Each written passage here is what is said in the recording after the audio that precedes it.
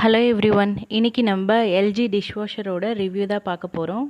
நாங்கள் வாங்கி ஒரு 1 மந்த் ஆகுது. ஸோ அதனால் இப்போ ரிவ்யூ போடலான்னு போட்டிருக்கோம். பாருங்கள், நம்மளும் யூஸ் பண்ணாமல் எப்படி ரிவ்யூ சொல்கிறதுன்னு தான். ஸோ 1 மந்த் யூஸ் பண்ணிவிட்டு இப்போது சொல்கிறேன். இது வந்து நம்மளுக்கு start button, auto mode, intensive, delicate, refresh. இது வந்து ஸ்ட்ரீம் சைக்கிளில் 3 டிஃப்ரெண்ட்டாக இருக்கும். சைக்கிளில் டெலிகேட் ஐட்டம்ஸ் நிறைய இருந்ததுன்னா நம்ம இந்த மோடு ஆன் பண்ணிக்கலாம். அடுத்து ரீஃப்ரெஷ் என்னென்னா, நம்ம ஃபெஸ்டிவல் டைம்ஸில் ஆல்ரெடி யூஸ் பண்ணாமல் இருக்கிற பொருளை வச்சு ஒரு தடவை சைக்கிள் பண்ணிக்கிறதுக்கு யூஸ் ஆகும். சும்மா வாஷ் பண்ணி எடுத்துக்கலாம். அப்புறம் ஈகோ அண்ட் டர்போ தான் நம்ம ரெகுலராக இந்தியன் குக்வேர் எல்லாத்துக்கும் யூஸ் பண்ணுற மோடு. Download cycles. அதுக்கப்புறம் நம்ம இங்கே வந்து டைம் டிஸ்பிளே ஆகும். இது வந்து நம்ம உள்ளே போடுற சால்ட்டோட சிம்பிள். இது வைஃபை கனெக்ஷன் மூலமாக நம்ம ஆப்ரேட் பண்ணுறதுக்கான ஃபெசிலிட்டி. அதுக்கப்புறம் dual zone, half load, energy saver. Half load வந்து நம்மளுக்கு என்னென்னா, ஒரு ரேக் மட்டும் ஃபில் பண்ணி வச்சுக்கலாம். நம்மளுக்கு நிறைய கழுவுறதுக்கு பொருள் இல்லைன்னா பாதி ஹாஃப் லோட் போட்டு இது பண்ணிக்கலாம். எனர்ஜி சேவர் வந்து நம்மளுக்கு லாங் சைக்கிள் எடுத்துக்கும், ரொம்ப நேரம் ஆகும், தண்ணி ரொம்ப கம்மியாக யூஸ் பண்ணும், எனர்ஜியும் கம்மியாக ஆகும்.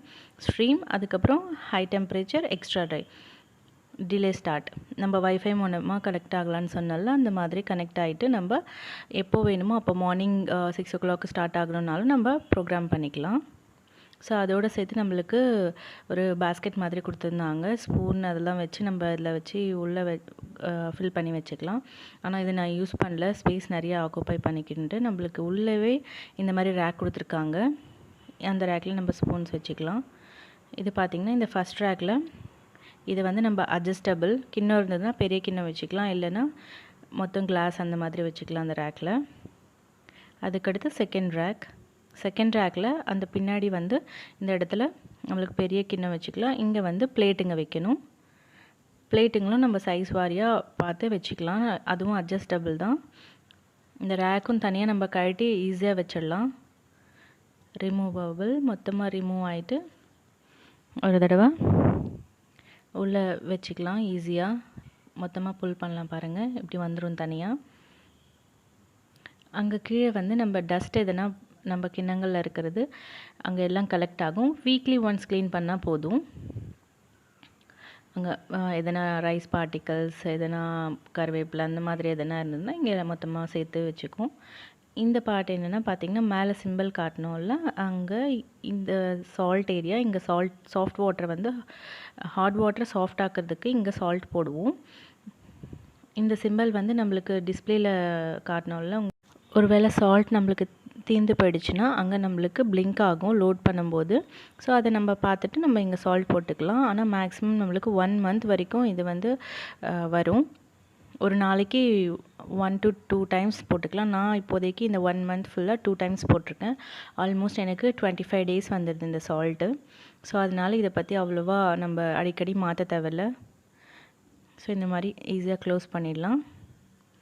ஸோ க்ளோஸ் பண்ணிவிட்டு இந்த ரேக்கையும் அப்படி ரொம்ப வீல்ஸ் மாதிரி கொடுத்துருக்காங்க, ஈஸியாக உள்ளே நுழைச்சிடலாம். இதில் எந்த ஒரு டிஃபிகல்ட்டியும் இல்லை.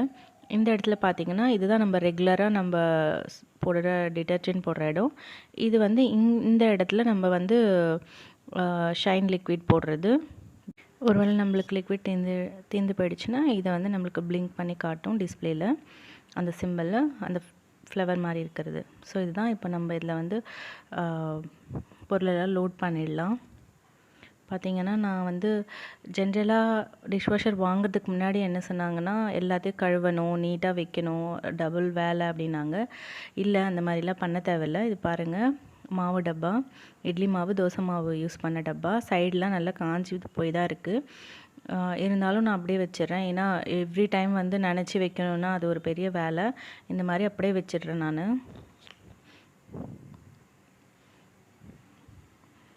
ஸோ அந்த மாதிரி பின்னாடி வந்து இது வந்து நம்ம ரசம் வச்சுருந்த கிண்ணம், இந்த மாதிரி பின்னாடி வச்சுக்கணும். இந்த ரேக்கில் வந்து பெரிய பெரிய கிண்ணம்லாம் அங்கே வச்சிடலாம்.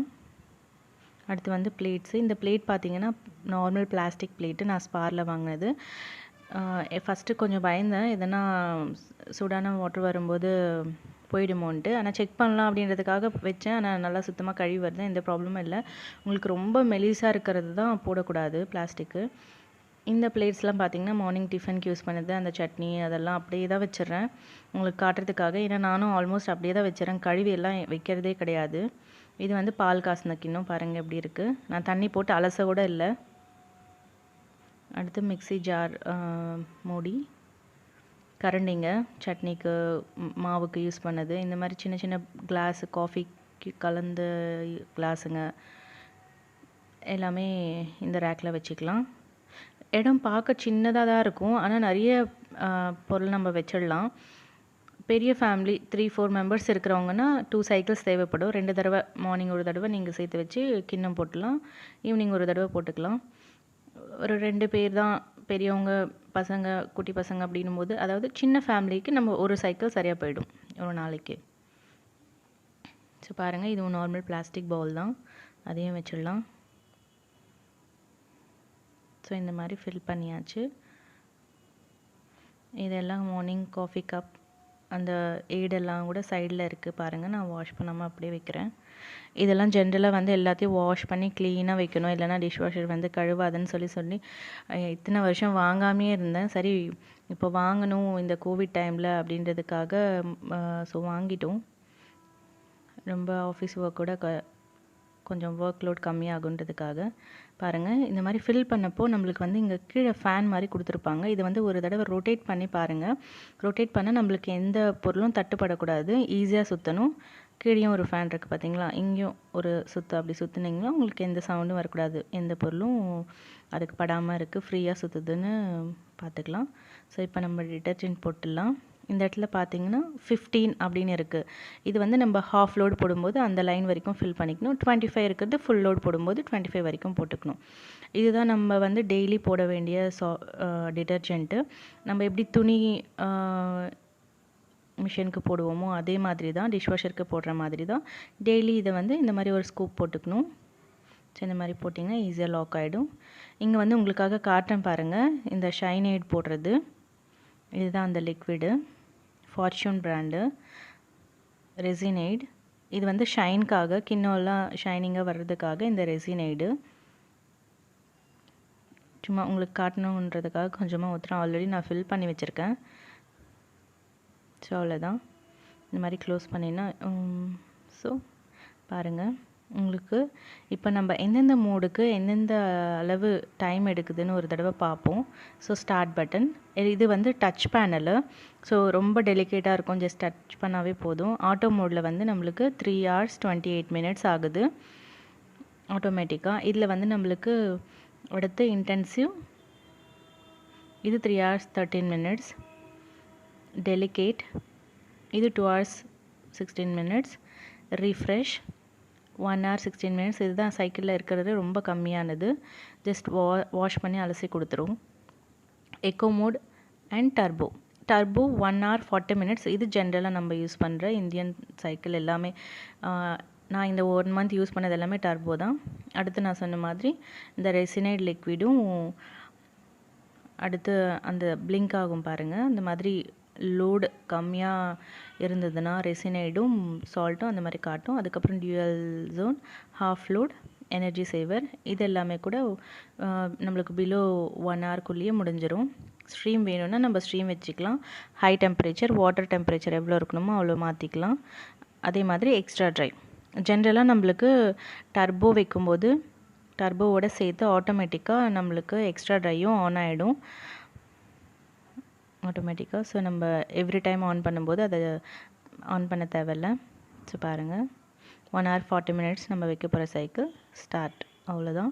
ஸோ 1 hour 40 minutes கழித்து வந்து பார்ப்போம். இதுக்குள்ளே நம்ம வந்து நாங்கள் இன்ஸ்டால் பண்ணும்போது ரெண்டல் ஹவுஸில் அந்த வால்வ் கொடுக்கல, அதனால தான் அந்த வால்வ் செட் பண்ணோம். அடுத்து இதோட ப்ராடக்ட்ஸ் பார்ப்போம். இதுக்கு 3 ப்ராடக்ட்ஸ் தேவை. ஒன்று வந்து சால்ட்டு, இன்னொன்று வந்து டிட்டர்ஜென்ட், இன்னொன்று வந்து ரெசினைட். இதுதான் ரெசினைட் வந்து லிக்விட் ஃபார்மில் இருக்கும். இது ஸ்டார்ட் அப் கிட்டுன்ட்டு நான் அமேசானில் வாங்கினேன். நம்மளுக்கு வந்து டிஷ்வாஷர் வாங்கும் போதே அவங்களே ஒரு ஸ்டார்ட் அப் கிட்டும் கொடுத்தாங்க. இருந்தாலும் நான் தேவைப்படும்ன்ட்டு ஒன்று ஆன்லைனில் வாங்கினேன். 470 ஆச்சு. நம்மளுக்கு வந்து அஃபர்டபுள் தான். மந்த்லி வைஸ் பார்த்துக்கிட்டா நம்மளுக்கு ஒரு 800 ஆகும், டிட்டர்ஜென்ட் ரெசினைட் எல்லாமே சேர்த்து. அதோட நம்ம சைக்கிள் முடிஞ்சிருச்சு. கிண்ணம்லாம் எப்படி வந்திருக்குன்னு பார்ப்போம் வாங்க. இப்போ பார்த்தீங்கன்னா ரொம்ப சூடாக அனல் கொதிக்க இருக்கும். கொஞ்சம் ஸ்டாப் ஆன பிறகு ஒரு 10 மினிட்ஸ் கழித்து ஓப்பன் பண்ணுங்கள். இல்லை எவ்வளோ டிலே பண்ணாலும் பரவாயில்ல, ஒன்றும் ஆகாது. ஆனால் உடனே ஓப்பன் பண்ணாதீங்க. ஏன்னா ஸ்ட்ரீம் யூஸ் பண்ணியிருக்கிறதுனால ரொம்ப அதிகமாக சூடாக வரும் காற்று அதுலேருந்து. பார்த்திங்கன்னா நம்ம கிளாஸ் எல்லாமே நீட்டாக வந்திருக்கு. பாருங்கள் பவுல் எல்லாம் எவ்வளோ ஷைனிங்காக இருக்குது. நம்ம வச்ச கரண்டிங்க எல்லாமே பார்ப்போம் ஒரு தடவை. பாருங்கள் மாவு கரண்டி அப்படியே வச்சுருந்தேன், மாவெல்லாம் எதுவுமே இல்லை, நீட்டாக கழுவிருக்கு. இதுவும் மாவு கரண்டி தான். மூடி. அடுத்து நம்ம பால் கிண்ணத்தை பார்ப்போம். பாருங்கள் அப்படியே வச்சுருந்தேன், நான் தண்ணி ஊற்றி கூட கழுவல. பார்த்தீங்கல்ல எவ்வளோ நீட்டாக க்ளீன் பண்ணியிருக்குன்ட்டு. ஸோ நீங்கள் எவ்ரி டைம் எல்லாத்தையும் கழுவி நீட்டாக வைக்கணும் அப்படின்ற அவசியமே இல்லை. பிளேட்ஸு எல்லாமே நீட்டாக கழுவிருக்கு பாருங்கள். ஸோ அடுத்து நம்ம வச்சுருக்க மாவு கிண்ணம், ரசம் கிண்ணம்லாம் பார்ப்போம் எப்படி இருக்குன்ட்டு. பிளேட்ஸ் எல்லாம் சின்ன பிளேட்ஸ் எல்லாம் நல்லா கழுவிருக்கு. ஸோ பார்த்தீங்கன்னா இட்லி மாவு கிண்ணம் பாருங்கள் எவ்வளோ நீட்டாக கழுவிருக்கு.